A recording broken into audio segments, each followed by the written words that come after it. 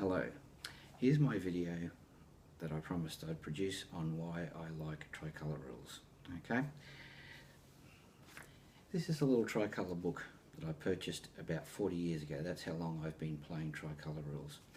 The second printing of this was done in 1975 by a TSR rules group. They produced a lot of rules in those days. I haven't seen one around for ages. At roughly the same time, this came out, the Airfix set of Napoleonic rules.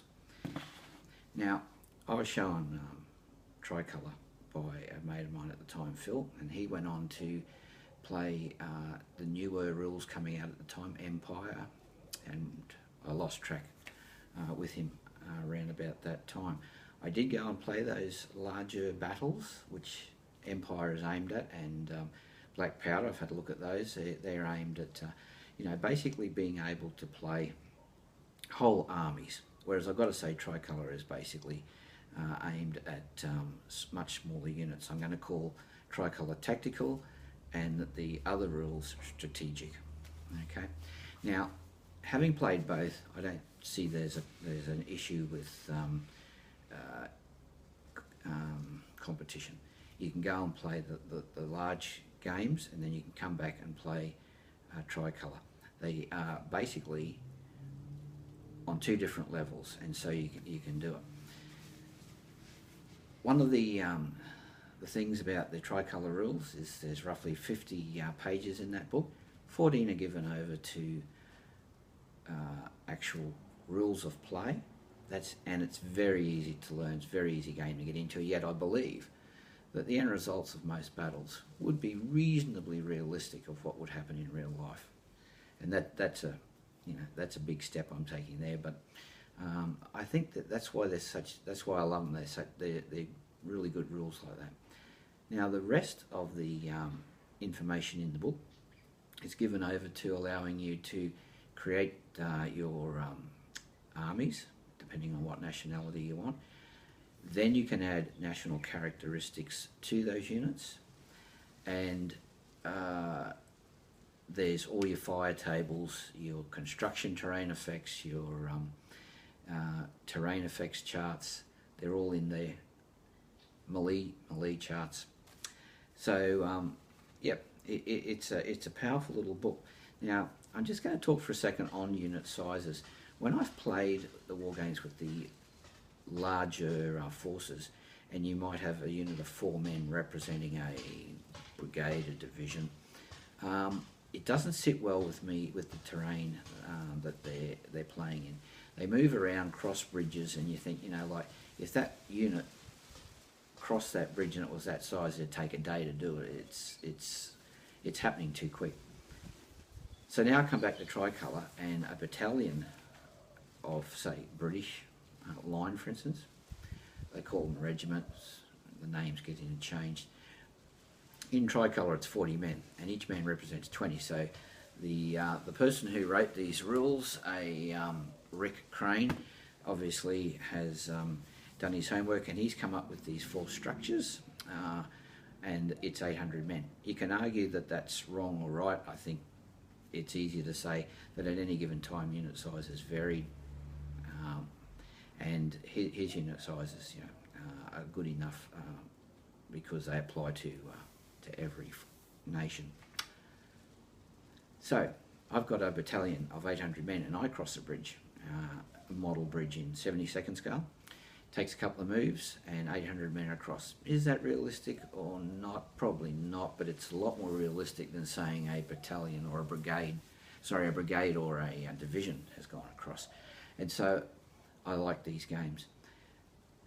When you look at Tricolour, you can say that they're more sort of like a skirmish battle. It's the little wars that never get recorded in history that are fought before the big battle, after the big battle, or you can even imagine that they're part of a big battle, but you're just fighting that section there.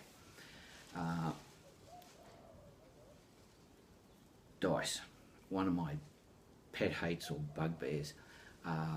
And I've noticed this in the bigger games. I've seen people rolling handfuls of dice on both sides to work out who's going to push the other unit back or stay or whatever.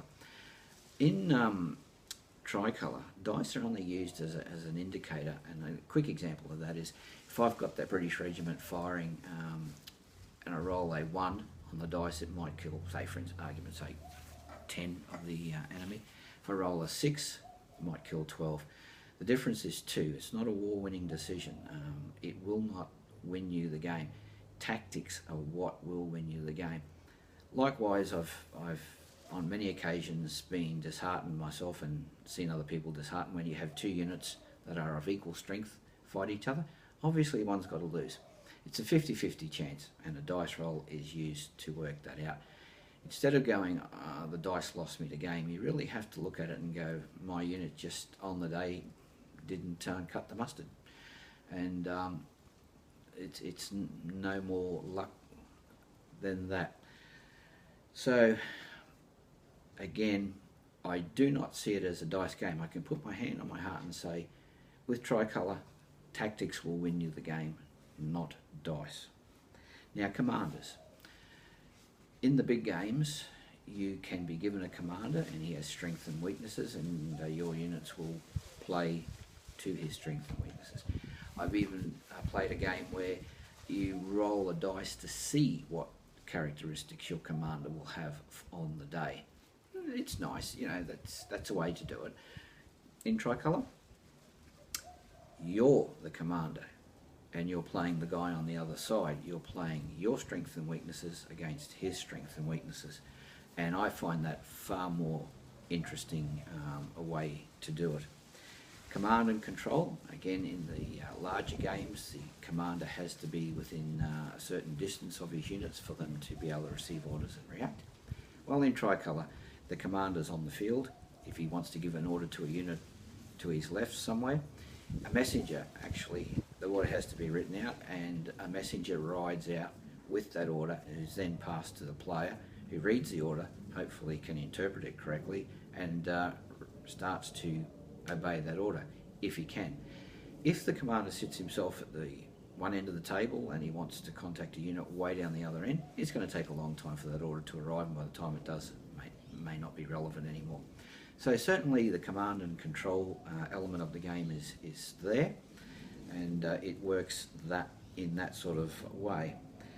How to win a game? 3 basic methods. First is to just defeat the opposition to a point where they realise they cannot win the game, and the game's called. The second one is to get your unit around behind the opposition and attack their ammunition train or baggage train, and if you destroy that, that force with the enemy in its rear will retreat off the table. And the third and least used is to capture the enemy commander, and in so doing he will declare the game. I actually have never seen that executed correctly or properly.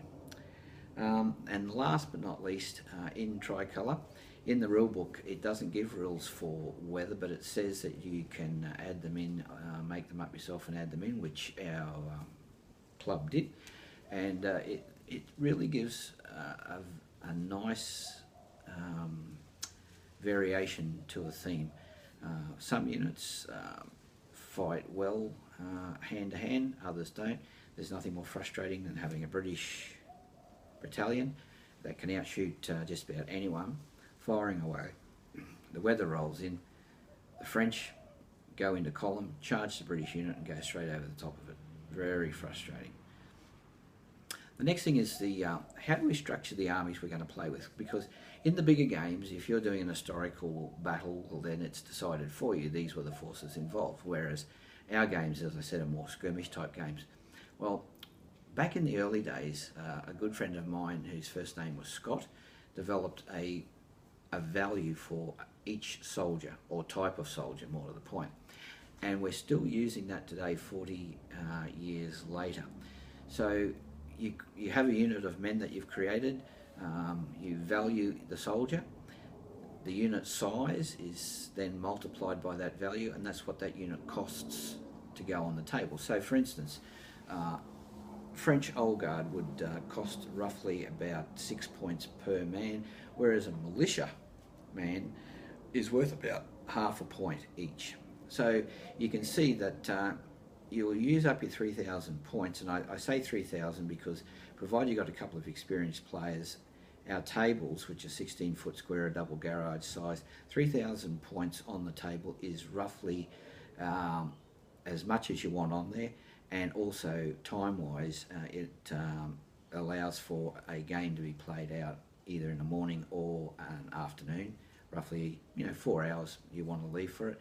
And so, as I was saying, if you go and purchase all top quality troops, you won't have a lot of them. If you purchase lower value troops, you'll have many of them, and you've got to purchase cavalry and artillery at the same time. So 3,000 points often doesn't seem like it's going far enough, but it's a pretty good set of values. And that's how the forces that come onto the table are different in structure. So that makes it interesting. At the same time, we can roll to see what direction you come onto the table, so that you don't get any particular advantage in terrain. You have to sort your troops out and do the best with them you can on the terrain. You might roll to see who's defending and who's attacking, and that you'll see that in the games how that works well, because it saves two forces marching on and wasting a whole heap of movement time setting up to go into battle. Waterloo is a perfect example.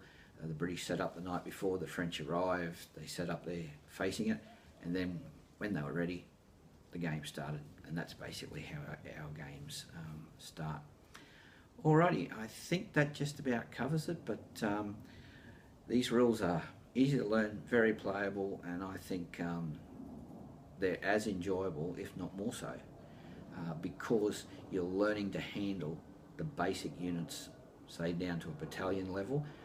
When you know how they operate, the tactics they use, you go and play the bigger games, and you've got a little bit better idea of what strength and capacity your forces actually have. So, start watching the battles as I put them up. What I will do with these games is explain to you what's happened at the end of each move. I won't go into how the rules operate. I'm not going to bog you down with a lot of facts and figures. You'll see the battles work their way through. You'll see the tactics employed, and I'll explain a little bit of that just to make it interesting. And hopefully you'll enjoy that as much as I enjoy bringing it to you. Thank you.